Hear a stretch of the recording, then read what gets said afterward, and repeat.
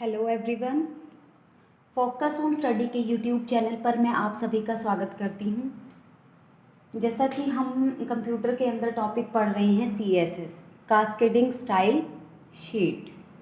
हमने कल उसके बारे में जो है थोड़ा सा डेफिनेशंस वगैरह पढ़ी थी। कल हमने पढ़ा था कि दो चीज़ें होती हैं, उनमें से फर्स्ट था सेलेक्टर। दो चीज़ें हम पढ़ रहे थे कोड के अंदर, उसमें से फर्स्ट था सेलेक्टर। अब सेलेक्टर जो है वो कितने टाइप के होते हैं और उनका यूज़ क्या होता है वो चीज़ें हम पढ़ेंगे। CSS सेलेक्टर, CSS सेलेक्टर का यूज़ किस लिए किया जाता है? CSS selector is used to select the content. जो भी या जिस भी पेज पर हम सेलेक्टर का यूज़ कर रहे हैं वहाँ से अपने डाटा को सेलेक्ट करने के लिए, अपने कंटेंट को सेलेक्ट करने के लिए हम किसका यूज़ करते हैं? CSS सेलेक्टर का यूज़ करते हैं। CSS सेलेक्टर जो होता है वो कितने टाइप का होता है? हमारा CSS सेलेक्टर 5 टाइप का होता है। CSS element selector, CSS ID selector, CSS class selector, CSS universal selector, CSS group selector. हम इसमें से सभी को पढ़ेंगे कि इस एलिमेंट सेलेक्टर का क्या काम है, आईडी सेलेक्टर का क्या काम है, क्लास सेलेक्टर का क्या काम है, यूनिवर्सल सेलेक्टर का क्या काम है, ग्रुप सेलेक्टर का क्या काम है। आईडी सेलेक्टर, ग्रुप सेलेक्टर और यूनिवर्सल सेलेक्टर, इन तीन के अंदर एक सिंबल का यूज़ होता है। उस सिंबल का आपको पता होना चाहिए कि ये अगर हमारे पास डॉट लगा है तो कौन सा सेलेक्टर है, हैश लगा है तो कौन सा सेलेक्टर है, स्टार लगा है तो कौन सा सेलेक्टर है, वो आपको पता होना चाहिए। अभी हम एक एक करके सभी को डिटेल में पढ़ेंगे। थोड़ा सा उनके बारे में हमें पता कैसे चलेगा कि CSS एलिमेंट सेलेक्टर का क्या काम है, आईडी सेलेक्टर का क्या काम है, क्लास सेलेक्टर का क्या काम है और यूनिवर्सल का क्या काम है और ग्रुप सेलेक्टर का क्या काम है। सबसे फर्स्ट क्या है? Element selector. जैसे आपको नाम से ही काफ़ी चीज़ें क्लियर हो जाती हैं। सेलेक्टर का काम तो क्या है? कंटेंट को सेलेक्ट करना है। अब कास्केडिंग स्टाइल शीट के अंदर एलिमेंट सेलेक्टर, एलिमेंट को सेलेक्ट करने के लिए जो यूज़ होगा वो सेलेक्टर हमें लेना है। तो उसका काम क्या हो सकता है? CSS एलिमेंट सेलेक्टर सेलेक्ट, ये तो हमें पता ही है, वो सेलेक्ट करेगा, कंटेंट को सेलेक्ट करता है। एलिमेंट है उसका नाम एलिमेंट सेलेक्टर, तो वो क्या करता है? सेलेक्ट द HTML के ऊपर ही वर्क करता है CSS। तो सेलेक्ट द HTML, एलिमेंट है तो एलिमेंट्स को सेलेक्ट करेगा, लेकिन कैसे करेगा? बाय नेम करेगा।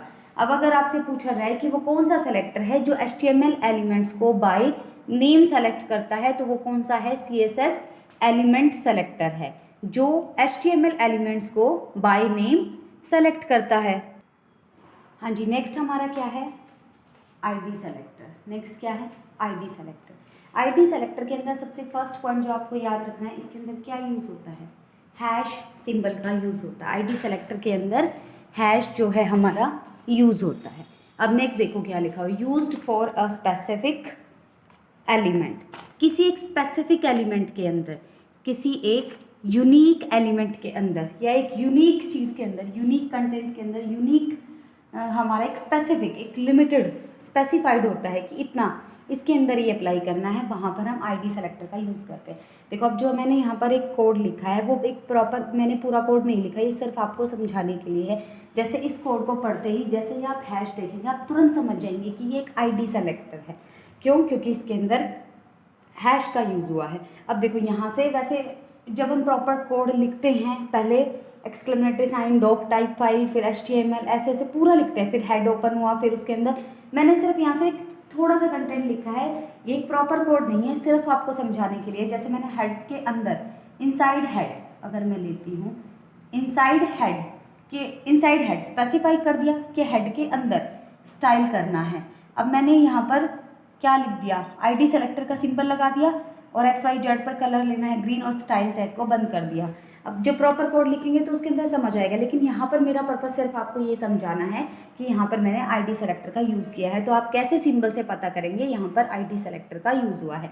अगर ये आपको ना पता हो कि कैसे ये एक स्पेसिफिक एलिमेंट के अंदर, स्पेसिफिक चीज़ के अंदर यूज़ हो रहा नहीं हो रहा, आप सिर्फ सिंबल को देखकर पता कर सकते हैं ये क्या है, ये एक आईडी सेलेक्टर है। और आईडी सेलेक्टर कहाँ यूज़ होता है? जहाँ पर एक स्पेसिफिक एलिमेंट के अंदर हमें कोई सेलेक्टर अप्लाई करना है, वहाँ पर हम आईडी सेलेक्टर का यूज़ करते हैं। और इसके लिए कौन सा सिंबल करते हैं हम अप्लाई, यहाँ पर हम करते हैं हैश। ठीक है, अब नेक्स्ट की तरफ जाते हैं क्लास सेलेक्टर। अब ऐसे ही थोड़ा सा डिफरेंस है, जहाँ पर सिर्फ एक अगर हम सिंबल को ध्यान में रखते हैं हम आराम से पता कर सकते हैं कि ये हमारा आईडी सेलेक्टर है, ये हमारा क्लास सेलेक्टर है और ये यूनिवर्सल सेलेक्टर है। हाँ जी, जो नेक्स्ट है हमारा वो क्या है, क्लास सेलेक्टर। अब क्लास सेलेक्टर के अंदर used for multiple element with same class. कहाँ पर यूज़ होता है क्लास सेलेक्टर का, जहाँ पर मल्टीपल एलिमेंट्स के लिए होता है, लेकिन विद सेम क्लास के अंदर यूज़ होना चाहिए। अब आपको क्लास, बहुत सारी बच्चों को क्लास नहीं पता होगा क्या होता है। अभी ये कुछ बेसिक टर्म्स हैं जो हम जैसे सी करेंगे, C++ करेंगे तो तब आपको अच्छे से क्लियर हो पाएंगे। मैं अभी यहाँ पर आपको एक्सप्लेन नहीं कर पाऊँगी। जैसे कोई भी प्रोग्रामिंग करते हैं उसके अंदर हम एक क्लास बनाते हैं, उसके अंदर सेम एलिमेंट्स भी रखते हैं, जैसे प्राइवेट क्लास, प्रोटेक्टेड क्लास, ये बहुत सारी चीज़ें हैं। वो जब आप C++ और सी पढ़ेंगे तो तभी कॉन्सेप्ट में वहाँ से ही क्लियर हो पाएगा।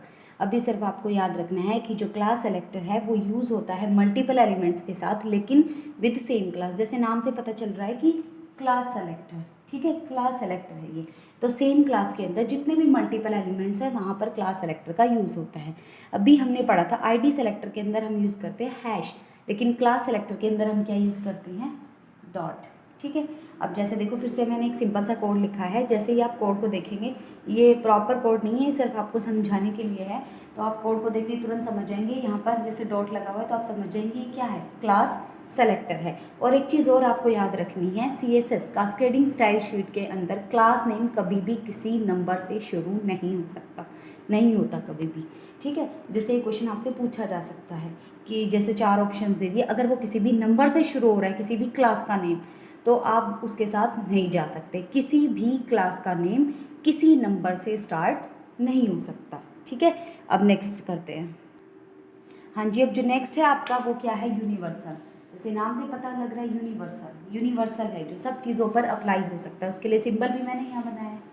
ठीक है, कि यहाँ पर ये लिखा हो तो आप समझ जाएंगे कि यूनिवर्सल है। ये सिंबल अगर मिलेगा तो हमारा यूनिवर्सल है। लिखा भी हुआ है कि select all HTML content element on the web page. एक वेब पेज पर जितने भी HTML के एलिमेंट हैं उन सबको सेलेक्ट करने के लिए, उन सब पर अगर हमें कोई भी स्टाइल अप्लाई करना है तो हम वहाँ पर यूनिवर्सल सेलेक्टर का यूज़ करेंगे। अगर हमें एक स्पेसिफिक पर करना है तो हम आईडी सेलेक्टर लेंगे, और एक क्लास के अंदर जितने हैं उन सब पे करना है तो हम क्लास सेलेक्टर लेंगे, और अगर उस वेब पेज पर जितने भी हैं तो उसके लिए हम क्या लेंगे, यूनिवर्सल सेलेक्टर का यूज़ करेंगे।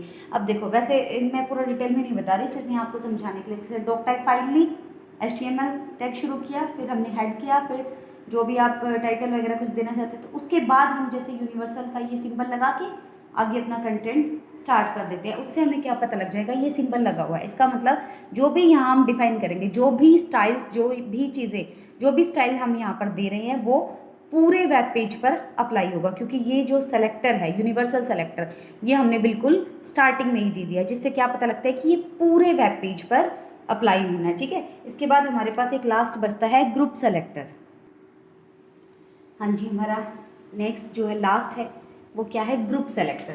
जैसे नाम से पता लग रहा है ग्रुप, तो हम किसी चीज़ की क्या करेंगे, ग्रुपिंग करेंगे। क्या करेंगे, किसी भी चीज़ की ग्रुपिंग करेंगे। जैसे मैंने लिखा, select all the elements with the same style definitions. उन सभी एलिमेंट्स को सेलेक्ट कर लो, एक ग्रुप में बना लो जिनका क्या है, सेम स्टाइल डेफिनेशन है। सपोज करो हमारे पास हेडिंग 1 है, हेडिंग 2 है, ये 2 या फिर 3-4 जितने भी आप लेना चाहें, या पैराग्राफ या कुछ भी है, तो मैंने यहाँ पर 2 हेडिंग 1 और हेडिंग 2 लिया है। अगर उन दोनों के अंदर सेम स्टाइलिंग की गई है, सेम दोनों के अंदर H1 के अंदर सेम चीज़ डिक्लेयर की गई है, सेम चीज़ अप्लाई की गई है, सेम H2 के अंदर भी वही स्टाइल दोबारा से अप्लाई किया गया, तो हम उन सब का क्या कर लेंगे, एक ग्रुप बना लेंगे और उस ग्रुप के अंदर ग्रुप सेलेक्टर लगा देंगे। इससे क्या बेनिफिट होगा हमारे पास देखो, जैसे H1 के अंदर हमने सेम कोडिंग की, फिर H2 के अंदर की SH3 H4 कई सारी हो सकती है जिनके अंदर हम ये अप्लाई कर सकते हैं। तो इससे क्या होगा, हमारा कोड जो है वो क्या हो जाएगा, मिनिमाइज हो जाएगा। इसका मतलब जो ग्रुप सेलेक्टर है उसका यूज़ किस लिए किया जाता है, is used to minimise the code. इसका यूज़ किस लिए किया जाता है, कोड को मिनिमाइज करने के लिए। अब देखो, आज हमने कौन सा टॉपिक पढ़ा है, आज हमने पढ़ा है सेलेक्टर। आज का हमारा टॉपिक क्या था? सेलेक्टर। सेलेक्टर कितने टाइप के होते हैं? 5 टाइप के सेलेक्टर हमने पढ़े हैं। एलिमेंट, आईडी, क्लास, यूनिवर्सल और ग्रुप। एलिमेंट कहाँ यूज़ होता है? जहाँ हमें एक स्पेसिफिक एलिमेंट पर कोई स्टाइलिंग करनी है। और आईडी के अंदर देखो, अब आईडी के अंदर हम क्या यूज़ करते हैं? हैश यूज़ करते हैं। और क्लास के अंदर क्या यूज़ करते हैं? क्लास के अंदर डॉट यूज़ करते हैं। यूनिवर्सल का सिंबल होता है हमारे पास ग्रुपिंग, हम उसको क्या कर लेते हैं? एक ग्रुप में कर लेते हैं। हाँ जी, आज हमने क्या पढ़े हैं? 5 सेलेक्टर पढ़े हैं।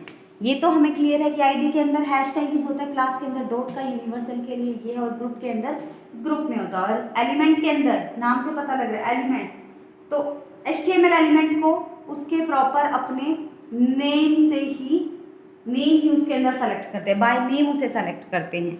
ठीक है, जो भी एलिमेंट है उसका हम क्या करते हैं? उसे सेलेक्ट करते हैं HTML एलिमेंट को बाय नेम। अब आगे का जो है हम कल की क्लास में कंटिन्यू करेंगे। Thank you.